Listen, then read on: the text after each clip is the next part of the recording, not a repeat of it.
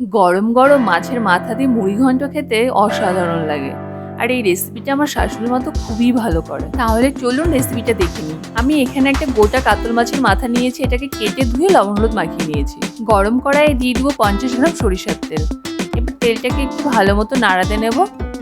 তেলটা আমার ভালো মতো গরম হয়ে গেছে, এবার কেটে রাখা মাছের মাথাগুলো দিয়ে দেবো।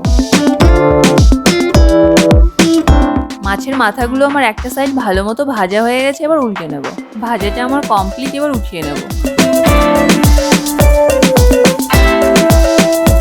এবার ওই তেলেই দিয়ে দেবো কেটে রাখা আলুগুলো। বন্ধুরা, এখানে আমি 3টা আলু নিয়েছি আর আলুগুলোকে এরকম ছোট টুকরো করে কেটে নিয়েছি। এবার এগুলোকে নাড়িয়ে চাড়িয়ে হালকা মতো ভেজে নেব।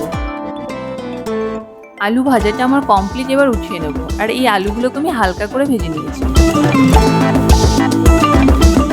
এবার ওই তেলেই ফোড়নে দিয়ে দেবো অল্প একটু জিরা আর একটা তেজপাতা।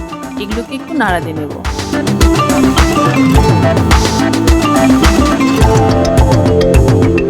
এবারে দিয়ে দেবো 2টো মিডিয়াম সাইজের পেঁয়াজ কুচি। এবার ভালো মতো নাড়িয়ে চাড়িয়ে হালকা লাল করে ভেজে নেব।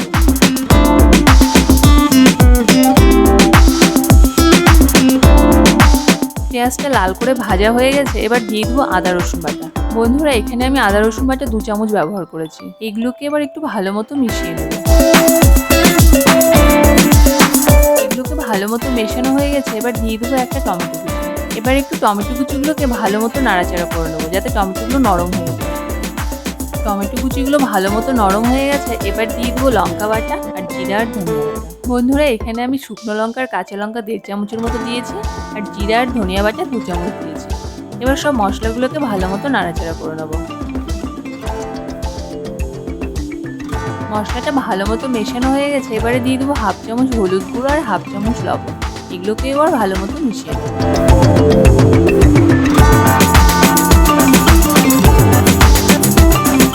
এবারে দিয়ে দেবো গোবিন্দভোগ চাল। এখানে আমি 100 গ্রাম চাল নিয়েছি, আর এই চালটাকে ভালো মতো ধুয়ে 10 মিনিট ভিজিয়ে রেখেছিলাম। এবার চালগুলোকে মশলার সঙ্গে ভালো মতো কিছুক্ষণ কষিয়ে নেব।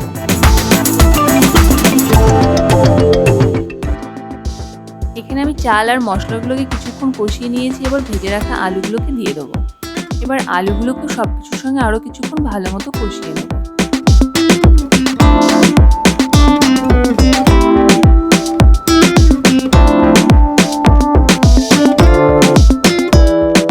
এবার আমার সবকিছু ভালো মতো কষানো হয়ে গেছে, এবার দিয়ে দেবো পরিমাণ মতো জল। বন্ধুরা, এখানে আমি বড় কাপে 2 কাপ জল ইউজ করেছি। এবার সবকিছুকে ভালো মতো মিশিয়ে নেব আর ফুটতে দেবো কিছুক্ষণ। বন্ধুরা, দেখুন ঝোলটা ভালো মতো ফুটে এসেছে। এবার আমি চালটাকে সিদ্ধ করার জন্য ঢাকাতে রাখবো কিছুক্ষণ। এবার আমি ঢাকাটাকে তুলে নেবো। এখানে আমি 5 মিনিটের মতো ঢাকা দিয়ে রেখেছিলাম। এবার একটু ভালো মতো নাড়াতে নেবো, আর দেখুন ঝোলটা অনেকটা টেনে এসেছে। এবার দিয়ে দেবো ভেজে রাখা মাছের মাথা। এবার ভালো মতো মাছের মাথাটাকে মিশিয়ে নেবো। বন্ধুরা, এখানে গোবিন্দভোগ চালের যে গন্ধটা বেরিয়েছে সেটা বলে বোঝানোর মতো না। মাছের মাথাটাকে ভালো মতো মেশানো হয়ে গেছে, এবার এগুলো সবকিছুকে ভালো মতো সেদ্ধ করার জন্য ঢাকাতে রাখবো আরো কিছুক্ষণ। এবার ঢাকাটাকে তুলে নেব। বন্ধুরা, এখানে আমি 3 মিনিটের জন্য ঢাকা দিয়ে রেখেছিলাম, আর দেখুন এই সময় অনেকটাই জল টেনে এসেছে। এবার একটু ভালো মতো নাড়াচাড়া করে নেবো। কিছুক্ষণ নাড়াচাড়া করার পরে দিয়ে দেবো 1 চামচ গরম মশলা গুঁড়ো। এটাকেও একটু ভালো মতো মিশিয়ে নেব। এবারে দিয়ে দেবো ছোট চামচের 1 চামচ। এটাকেও এবার ভালো মতো মিশিয়ে নেব। বন্ধুরা, রান্নাটা আমার প্রায় শেষের দিকে। এবার দিয়ে দেবো 1 চামচ ঘি। ঘিটাকে এবার ভালো মতো মিশিয়ে নেব।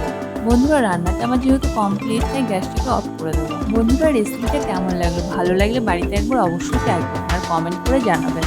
আমাদের চ্যানেলে নতুন নতুন সুস্বাদু রান্নার ভিডিও পেতে চ্যানেলটিকে সাবস্ক্রাইব করুন এবং পাশে থাকা বেল আইকনটিকে অবশ্যই অন করুন।